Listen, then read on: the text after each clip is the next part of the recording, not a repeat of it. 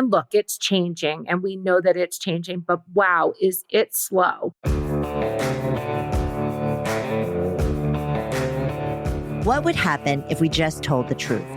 Welcome to TruthWorks, where we dig into the nitty-gritty of leadership and work. And what needs to change. I'm Jessica Neal. And I'm Patty McCord. Our journey together started in HR, but trust us, it's evolved into something wild, honest, and well, a bit rebellious. So throw out the handbook. We're here to redefine rules to work for us, not against us. Let's dive into another episode.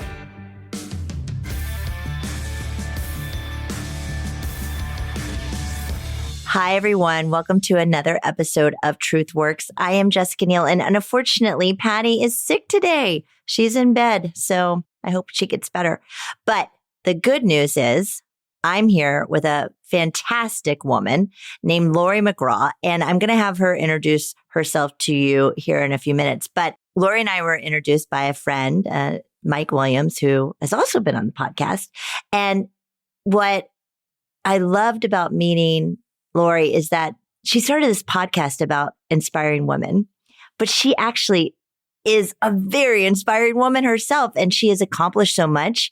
And, you know, I had looked at her background and it was impressive, but then hearing her talk about it and describe it in the first meeting we had, I was just floored by her experience and by all the effort that she puts outside of her executive career into women leaders and into healthcare.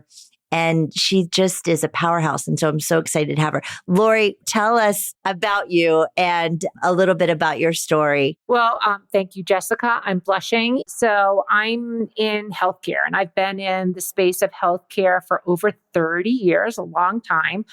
Mainly in the space, it's healthcare, it's technology, it's innovation.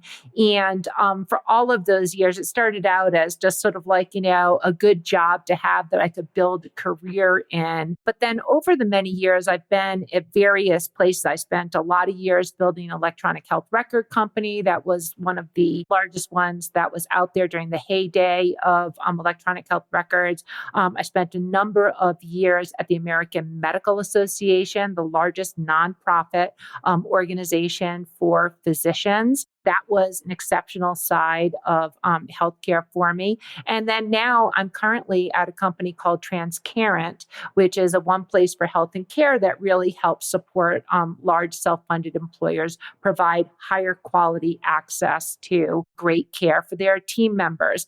All of these things sort of come around, the central idea for me, which is about how to have impact with what you do. I mean, one of the things that I just firmly believe, and I've always believed when you sort of go to work, I'm never one of those people where like there's work life and then there's like life.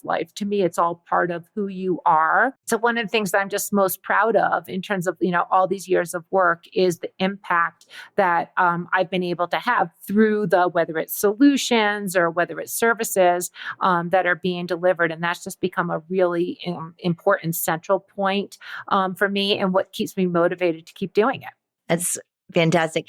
So tell us about the podcast and tell us like why you decided to start it. Yeah, like I don't think I need to even tell you, Jessica. I think you already know. I mean, it's like, don't we all know? So I mean, look, I've been at this for a lot of years. I've been a senior executive in multiple places. I'm used to being in the chair of leadership. I'm used to making big and difficult decisions. I'm used to all those things. I thrive at that. I feel comfortable there. And for many of the times that I've been at these leadership tables, I've been one of one. I've been one of few women around the table. And look, it's changing. And we know that it's changing. But wow, is it slow.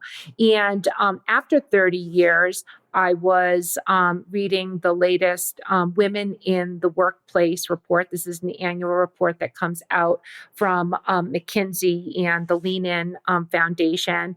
And the statistics were, once again, some progress, directionally correct, yet we were still another generation or two before we would ever get to the place of gender equity at leadership tables.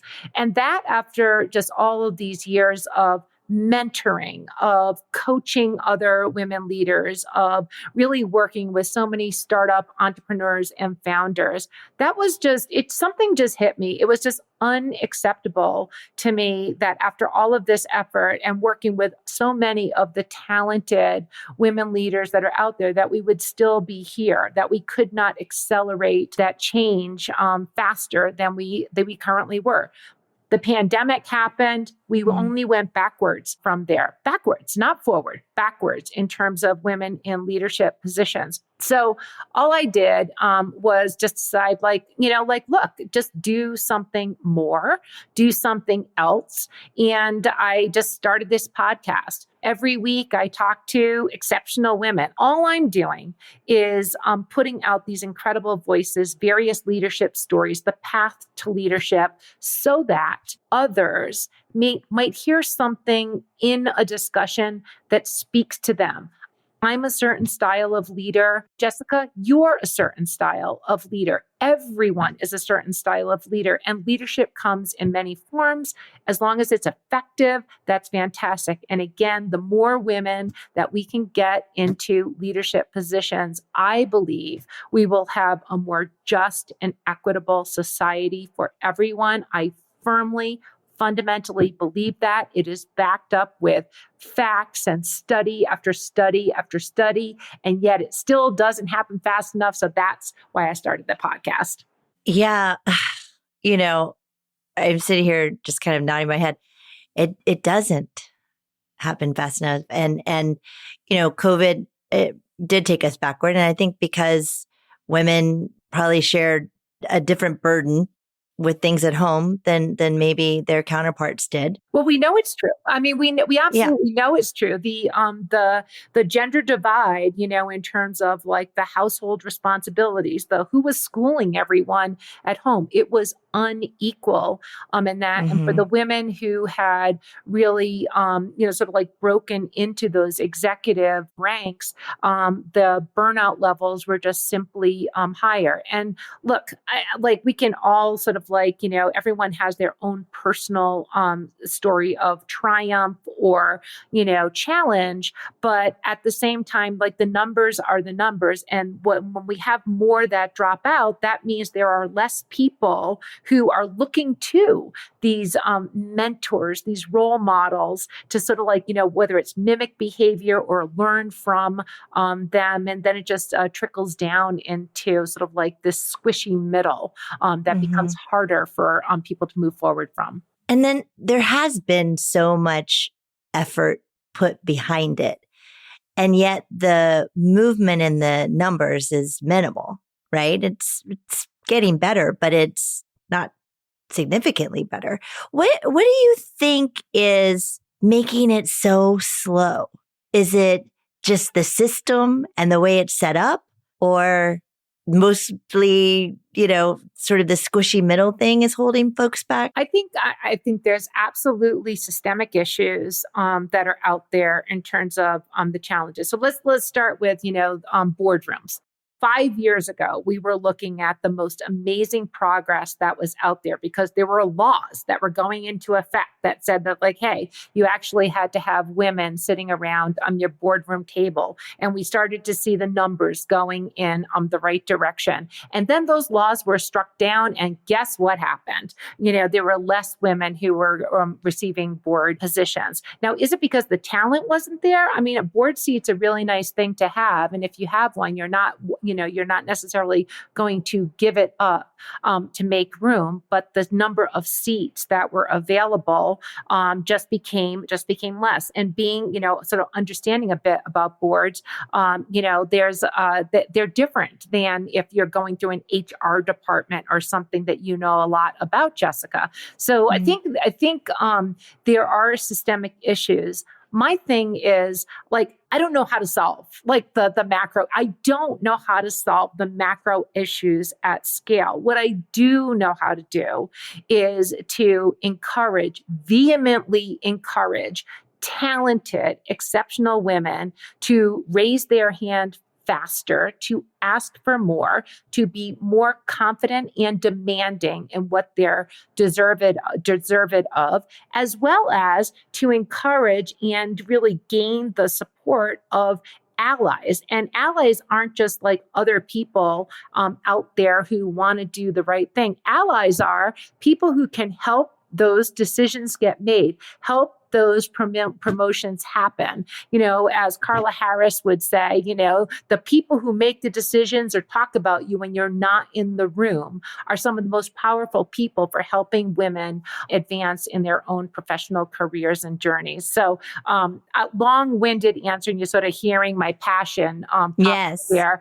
But it's like, I think the systemic issues are there, but I don't think that I don't think solving the systemic issues is something that I have a great deal of confidence in, just based on the recent history. Yeah, well, me neither. But you said something that, is interesting. It's actually something that I've struggled with in my career too, is that raising of the hand and being more confident.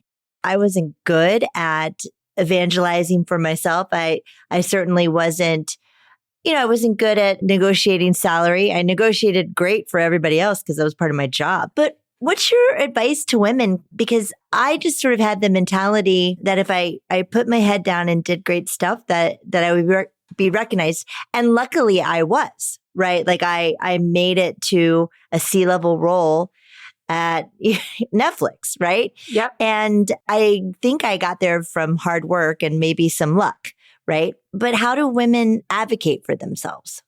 What I see generally, with most women who I would just say who are professional superstars, hard work is like the norm. People are willing to work really, really hard, and it should be applauded, but it is not always recognized, and hard work alone is never enough. Results are the thing that matters the most. So what I often suggest to hardworking professional superstar women is no matter what they're doing, no matter how hard they're working, get down to a 60-second or a 90-second talk track the results you are delivering or the project that you are spearheading that is going to do X, Y, Z. And I try to actually get women to be able to tell that story in their opening introduction on a Zoom call that we're all on every day. Something that is memorable about them for the results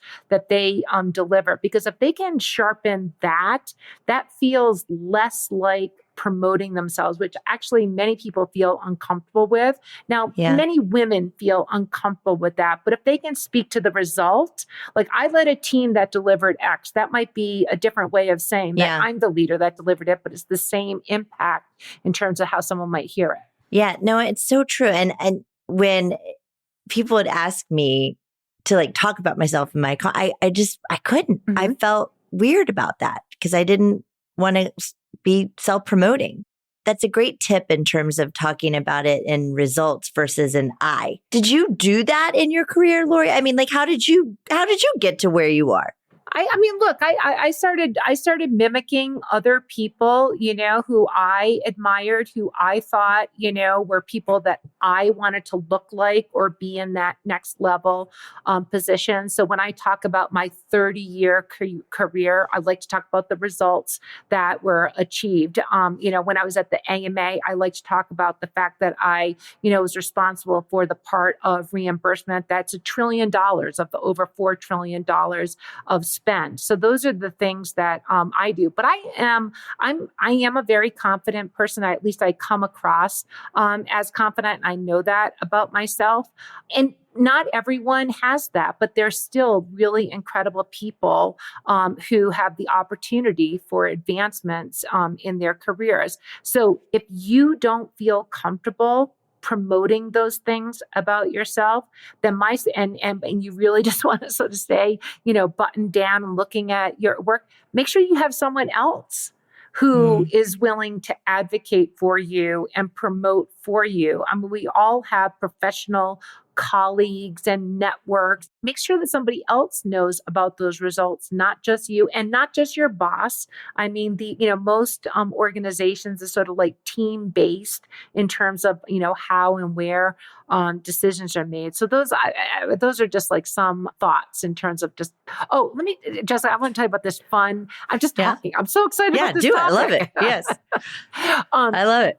One thing, I just did this exercise with a group of women at my current company, and we were doing this like exercise of how you introduce yourself on a Zoom call. And so it was a small group, it was about 8 women, so sort of safe, comfort zone. And what everyone did is we had everyone, they didn't all work together, so they didn't all know each other in detail, but we had everyone introduce themselves like they were going to introduce themselves on a Zoom call, again, like we're all on these days. And then we had all the other people critique it. What did I like about what you said? What could have been stronger about what you said? And in a half-hour exercise, everyone went from, how they normally do things to something that was a bit sharper, a bit more memorable. And in terms of like the results that they're delivering or the powerhouse that they actually were. So that was a super fun and engaging exercise to really get at that. Like, I don't know how to promote myself, to like, you actually get to do it every time you're in these small spaces. I love that. Okay. So I want to talk a little bit about, you are on many boards and you are an executive and have been a CEO. So what are the things that you think CEOs and boards in particular should be doing to address the system and have more flow of women into leadership roles? I guess people should be looking at the demographics of their company, but I don't think that any company or any leader should be looking to just check the box in terms of numbers. I mean, that is never a good strategy at all, but they should absolutely be looking to make sure that they're pulling talent forward. And talent comes in a lot of different areas and things. So like we were just talking about, like working hard is never enough. It just isn't, but results are. And who is really driving results, and do they even know? And then if people are just working hard and they're not driving results, I don't look at that as a failure. I look at that as like an opportunity. Like, how do you take all of that energy and harness it to something more effective in terms of an outcome for the company that you're working on? Because everyone is constrained with resources and costs and all of those things. But I think about leadership and, just like as you look at your talent pools, are you drawing enough people forward? Do you have places of untapped talent, across the organization? Sometimes your squeakiest wheel, that's out there, the person has always got their hand up, but it's always to add some snarky comment that actually doesn't help. People like that, they don't have enough challenge. They need some big meaty project with their name they need put something. on it. Yeah. You know what I mean? They do. So I don't know. I feel like people just need to be really looking for, where their talent is and are they pulling it forward?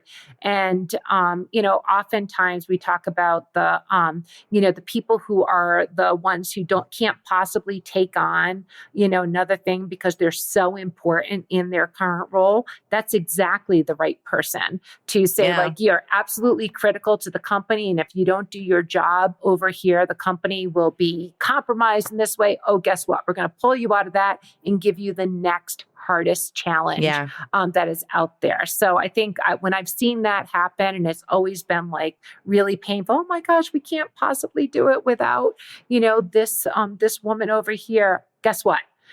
She's set the table for somebody else to take it. She can't take on that next opportunity. Yeah. Nobody is indispensable. And I think, we tried to do this at Netflix, but to really look at our talent and pull them forward. And, I don't know if enough organizations, I'm sure they try to do that, but it's also kind of hard to do. And a lot of the ways in which organizations manage performance through annual performance reviews, which really don't tell you who is performing, it's sort of hard for them to maybe see this at times. But I think if you have this as a responsibility of the leaders, and there's some sort of regular cadence of taking a look at who's performing and who's not, I think you have a better chance of pulling everyone forward. And I always thought about it as, and not gender specific, but I always thought about it as, how do I have a constant pulse on performance and who the high performers were? And do they know that they're high performing? Right. Yeah. And a lot of times they didn't. But I think that is a challenge. And I think if you're relying on traditional practices to tell you that, you might not get it. I think that's right. And, here's a new challenge that I think is I'm paying a lot of attention to because I don't know enough. So, we've got all of these great new tools, these great new AI tools that can, help support us in our work efforts.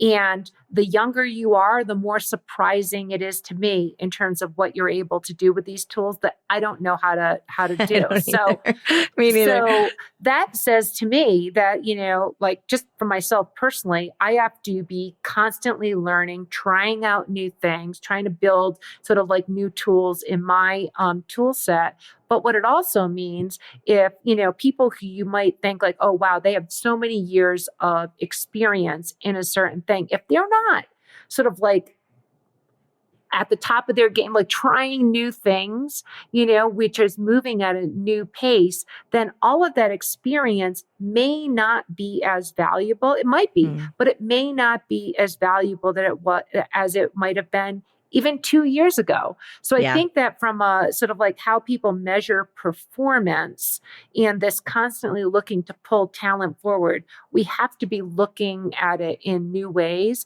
And this is a problem at large scale organizations. Like, how do you do it with systems? And Jesse, you would know a lot more about this than I do, but I see it as just as I'm, managing work and managing teams, I'm constantly thinking about this, like, okay, whatever I'm doing, there must be a much better way than the way that I'm going about it. And who am I going to ask? Somebody who's a lot younger than me in terms of how they might help me. I know that is the way to do it. And I think, for folks in leadership roles to really make it a priority to look at your teams and look at who's on them and who's doing what and hold yourself accountable to that. And I think if companies can have, there be some sort of accountability with leaders as that this is their responsibility to have a constant pulse on this, that hopefully can help a little bit. And, relying on some of this newer technology may be interesting as well. I haven't seen anything that's game changing yet, but, we'll see. Okay. I want to change topics a little bit. Sure. Because I am fascinated by your career in healthcare. And healthcare, it's such a big industry and there's lots of parts to it.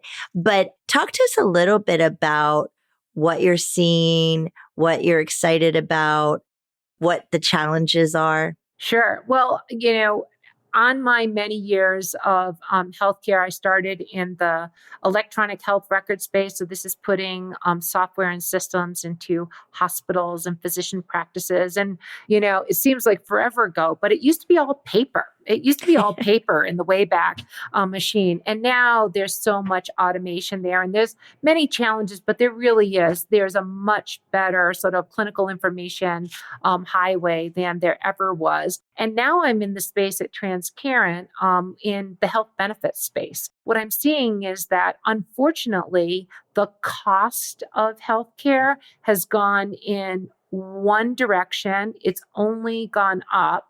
And so all of these improvement systems that I've been working on for my entire career, we still haven't materially bent the cost curve. And now in this new space of employer benefits, what I'm further seeing is that the days of sort of putting that cost to the employee, like those days are over. And so what that means is that people who need access to care for, important medications or, important treatments, they're rationing their care. They're not taking the medications that would be helpful for them to manage their diabetes or, whatever, or hypertension or whatever. So this for me is a new challenge area. And I'm spending enormous time, effort to change that so that the costs can be taken out because so that people can get care. And I think about this more at the macro level with Medicare and Medicaid and wanting to ensure that those programs are sustained, because it is simply true that when people have access to care and can afford it, they live healthier lives. I mean, that too is just a fact. So I want more of that, not less of it. How do you figure out the cost thing? Because the costs they're just keep going up, and that does get passed on to the individual. I was at CVS like a few weeks ago, and there was a gentleman there who's older, and the insurance for some reason had denied his medication, and his medication he had been getting it. Right. And I mean, I heard the whole story because he was in front of me, and, this was a very long conversation that he was having with the pharmacist at CVS. But for whatever reason, the insurance wasn't supporting that drug. He needed it immediately. He was just so desperate, and he didn't know what to do. And this pharmacist, I think, was trying to be empathetic and caring, but there was nothing they could do. Right. Because it was like, I think it was $1,200 to get this prescription, and he didn't have it. He's like, I don't have $1,200, but I need it. I need it now. So how do you figure out this whole cost thing? Yeah. So, I mean, to say there's a simple answer is, like we'd be foolish to say that. So I don't know how to figure out the whole thing. What I do know how to do is sort of like the work that we have in the health benefit space to try and take out some of those middle costs and make it much easier for people to get access to the care for the lowest cost that's possible. I mean, some of the solutions, and I don't need to talk too much about the solutions of Transcarent, but that is just medication costs for an individual is one of the most significant pain points that any person has. So if they can get access to the lowest cost drug without like a lot of middle players taking a piece of that prescription, that is an important way to make that more affordable for that person that you were talking. I mean, it's heartbreaking to hear these stories, and and being in the space of medicine for so many years, the amount of innovation that's happening, the drug discovery. I mean, there's a lot to be excited about, but we need people to be able to afford and get access to these things. I mean, GLP-1s are all over, what we're talking about these days, and the cost is an enormous problem. These drugs are amazing. They have seemingly endless benefits. We need to learn a lot. I don't want to, over promote something or mean to, but I'm excited about what can be done there to really help people deal with, these problems. But they need access to it, affordable access to it, and you can't just sort of like have the innovation without any available access. Yeah, absolutely. And it seems to me, and I don't know what your thoughts are on this, and this is just me, as a consumer, it seems to me that, once the drug becomes popular, then the costs go up significantly. And it just never made sense to me. And it's just like there was a diabetes drug, and the cost went from affordable, right, to thousands of dollars for one prescription. Yeah. And I don't know. It never made sense to me, like how that happens. Yeah. So I don't have a lot to say about sort of like, how drugs are priced, and, and it's not just what the market will bear. I would say that there is absolutely a lot of room to put this under a lot of scrutiny. And we should expect for more people to have access to cost-effective, life-saving, life-enhancing medications. And the more that we can do this by taking out what these middle things are, the better. How the drugs are priced and where that is done, because it can be done. Shouldn't be done. It shouldn't be done. Yeah, and is this like a regular? Not that I'm a pro-regulation person, because I find that doesn't always solve the problem either. But is it like a government regulation thing, or is it something that people like you can solve? I cannot solve it personally, Jessica, but I will try. I will have an impact on. How about that? I believe you're going to have an impact. I'm going to try to absolutely have an impact, particularly with employers who have a lot more control than they might currently have, because they don't understand all the details, perhaps because it's confusing. It's opaque. It is. What's the one thing you want to leave for our listeners today? What I would love to leave your listeners with is that, look, I'm all about really trying to support more women advancing into leadership. I don't believe it's a women's issue. I believe that when there's more women in spots of leadership, we have a more just and equitable society that's backed up by facts, that's backed up by studies. And I think we should all have an interest in that. And so we can support that. For people who are making decisions, they can look around the talent table and see who's there that might be worthy of their attention, advice, support, all of those types of things. And for the women who are looking to, build their own careers, whether it's raising their hand or if they're not comfortable with that, having someone else support them, or, getting sharper in how they present themselves, take agency. You have it, and move forward with it.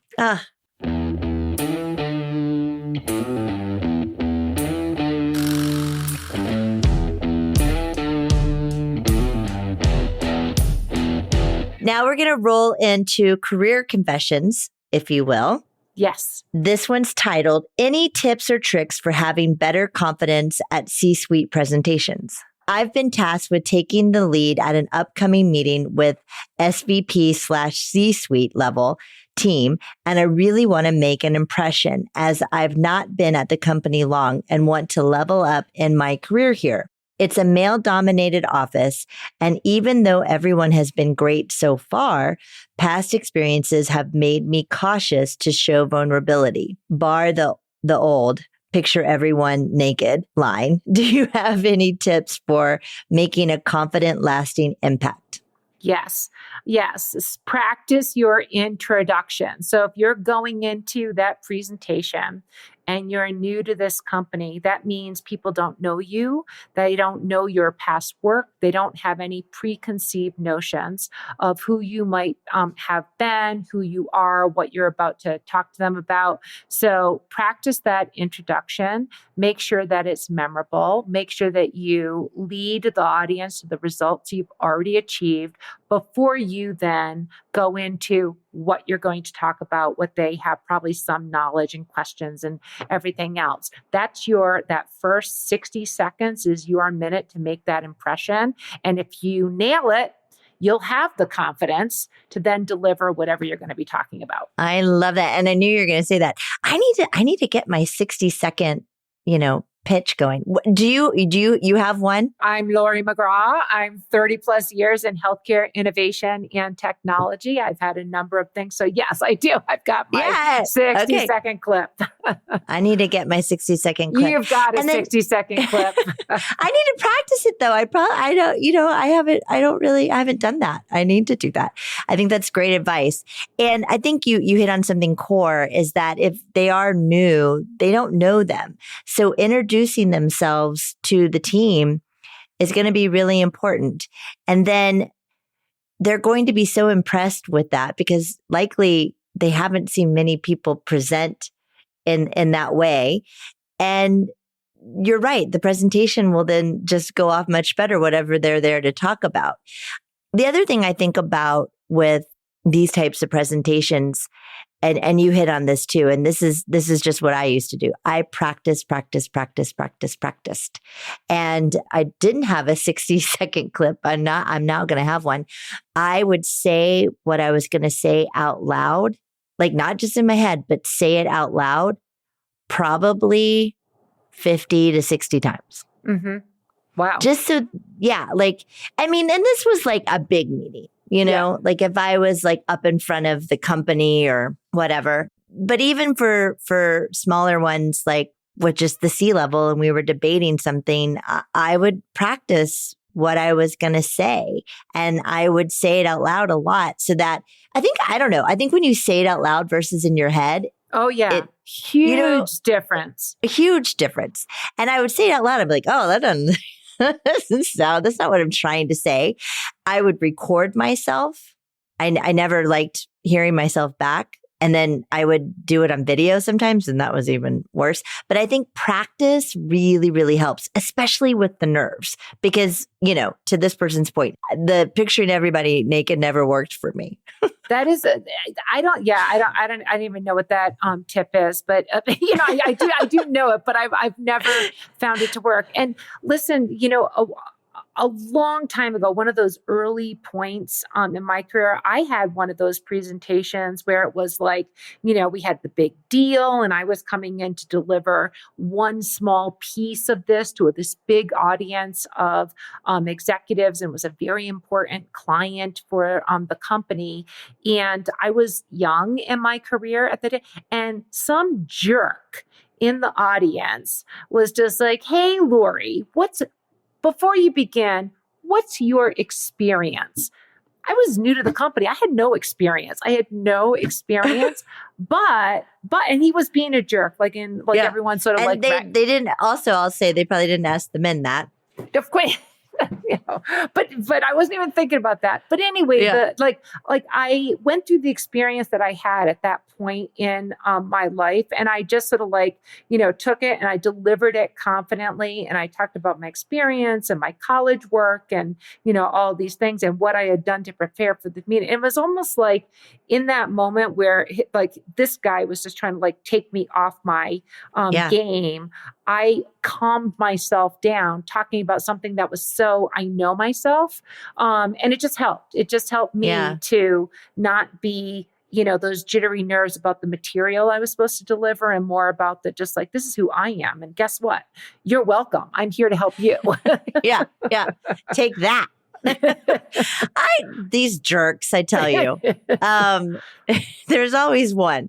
Okay, this is great advice. And the only thing else I'll say for this individual is, and this is a lot of what Laurie spoke about, be confident in talking about yourself and what you do, and go in knowing that you're there for a reason and that you've earned it. You're not an imposter, and try to have that mindset walking in that room. Thanks for listening to Truth Works. This episode was produced by Megan Hayward. Thank you to Kathleen Speckert and the whole Edit Audio team.